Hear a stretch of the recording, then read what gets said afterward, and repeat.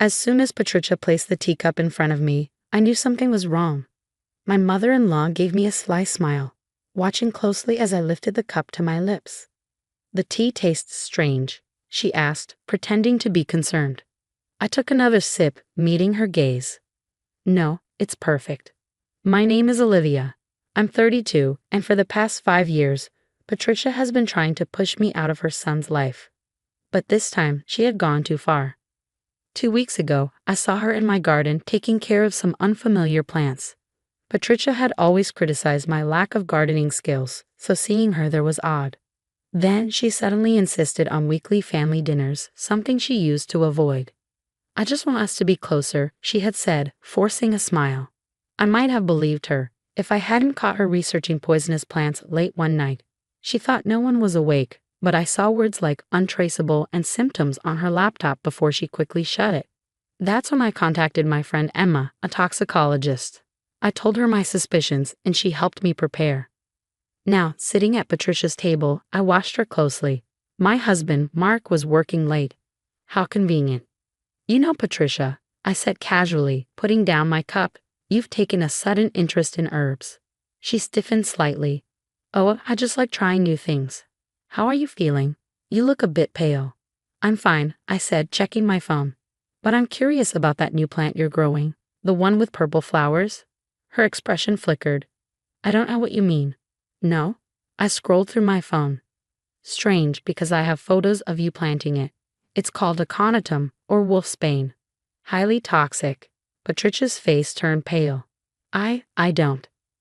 "You know," I continued, "it's hard to detect in poisonings unless someone is looking for it." She shot up from her chair. "You're talking nonsense." "Oh, I'm feeling perfectly fine," I said, "because I've been taking an antidote for a week now. My friend Emma helped me prepare it." Her hands trembled. "You're lying." I pulled out a small recorder. "I also recorded our conversation, and I have video of you planting and preparing the wolfsbane, plus screenshots of your search history." "You went through my computer," she gasped. "No need. You should really use incognito mode when looking up murder methods." I stood up. "I've already sent the evidence to my lawyer. If anything happens to me, the police will get it." Patricia sank into her chair, her plan falling apart. "You don't understand," she whispered. "Mark deserves better. Someone from a good family, someone you can control?" I cut in. "That's what this is about, isn't it?"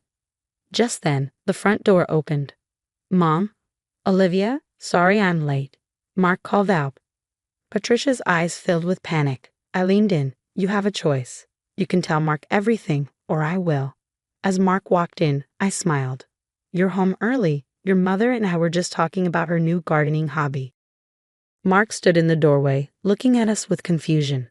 The room was heavy with tension, and Patricia's hands trembled as she gripped the table. "What's going on?" he asked, his eyes shifting to his mother. "Mom, are you okay?" Before Patricia could speak, I held up my phone, showing him photos of her garden. "Your mom has been growing some interesting plants. Do you want to explain what you plan to do with the wolfsbane, Patricia?" Mark frowned. "Wolfsbane? That's poisonous, isn't it?" Patricia suddenly burst into tears, but this time they weren't her usual fake sobs. She looked truly terrified. "It's not what you think," she said, turning to Mark. I was trying to protect you." "Protect me?" Mark's eyes landed on the teacup in front of me. His face darkened. "Mom, what did you do?" I took out a small recorder and pressed play. Patricia's earlier words filled the room, her fake concern, my calm responses, and then her panic when I revealed that I knew about the poison. Mark slowly sank into a chair, his face pale. "You tried to poison Olivia, my wife? She's not good enough for you." Patricia suddenly screamed.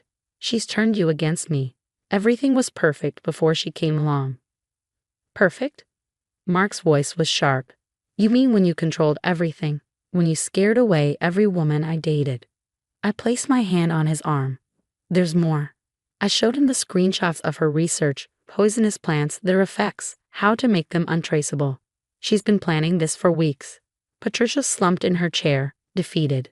"I just wanted what was best for you," she whispered. Mark stood, fists clenched. "No, Mom, you wanted what was best for you. You tried to murder my wife." "But I didn't," Patricia protested. She didn't drink enough. Because I knew what you were planning, I cut in. I've been taking an antidote for a week, but you still poisoned me. That was your choice. Mark pulled out his phone. His hands shook. I'm calling the police. Wait, I said, covering his hand. Let's give her a chance to be honest, maybe for the first time in her life. Patricia looked at us, her mask completely gone. The powerful, controlling woman was no more, just a desperate, lonely person afraid of losing her son. When you married her, everything changed, she whispered to Mark. You stopped coming by as much. You made decisions without asking me. She made you strong, and I hated her for it. So you tried to kill her? Mark's voice cracked. I convinced myself it was for the best. Patricia admitted, tears falling. I told myself you'd be happier without her. That one day you'd thank me. She shook her head. I was wrong. I see that now. I watched her closely. For the first time, I saw her truth, not the perfect woman she pretended to be, but someone who had built her life around controlling Mark. The police need to know, I said firmly. You tried to kill me, Patricia, but what happens next is up to you. Will you take responsibility or will you keep lying? Patricia hesitated, then reached into her purse and pulled out a small notebook. This is everything, she said softly. My research, my plans, when I planted the wolfsbane. I'll tell the police everything. Mark called the authorities. Patricia slumped deeper into her chair, the weight of her actions finally sinking in. As sirens echoed in the distance, I knew nothing would ever be the same. But when I looked at Mark, I saw his pain, but also his strength. We would get through this. Sometimes the truth, no matter how painful, was the only way forward. The next few months passed quickly, filled with police interviews, court hearings, and family therapy. Patricia pleaded guilty to attempted murder, which surprised everyone except me.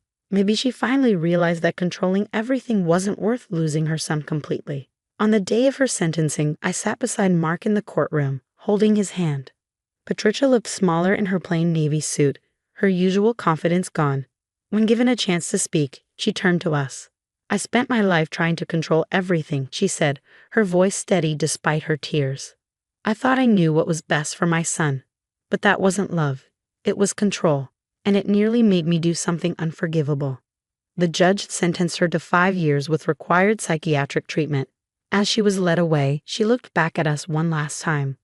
This time, there was no manipulation in her eyes, just regret. Afterward, Mark and I walked through the courthouse gardens.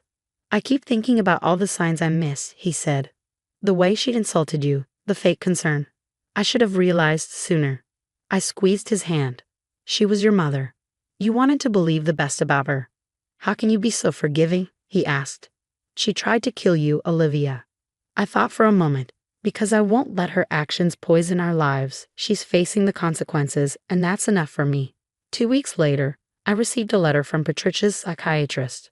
With her permission, he shared that she had a severe personality disorder, which made her obsess over control. She was finally getting help. Mark and I decided to sell the house near Patricia's and move somewhere new, where we could start fresh. While packing, I found the recorder with all the evidence from that night. Should we keep it? Mark asked. I shook my head and deleted the recording.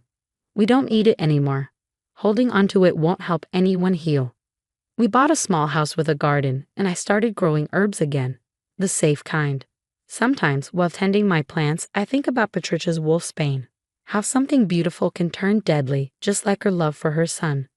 Mark visits Patricia in prison once a month. I don't go with him, but I send letters sometimes. Not because I fully forgive her, but because I believe people can change. Her replies are different now, honest, without manipulation. She's finally becoming the mother I needed, Mark told me after one visit. It's just sad that it took something this extreme. Last week, I received a package from Patricia. Inside was a diary she'd kept since her arrest, filled with reflections on her mistakes.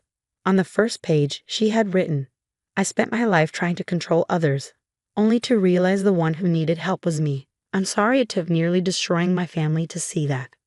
As I closed the diary, I felt a sense of peace. The woman who had tried to poison me was gone.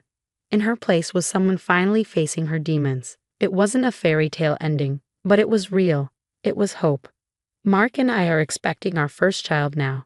Some people ask if we worry about Patricia's release, about her being a grandmother. But we've learned that real strength isn't about control. It's about boundaries, honesty, and allowing change. The tea set from that night still sits in our cabinet, not as a reminder of betrayal, but of my own strength. And every now and then, I make myself a cup of tea and smile, knowing that the best revenge isn't revenge at all. It's moving forward, healing, and living well.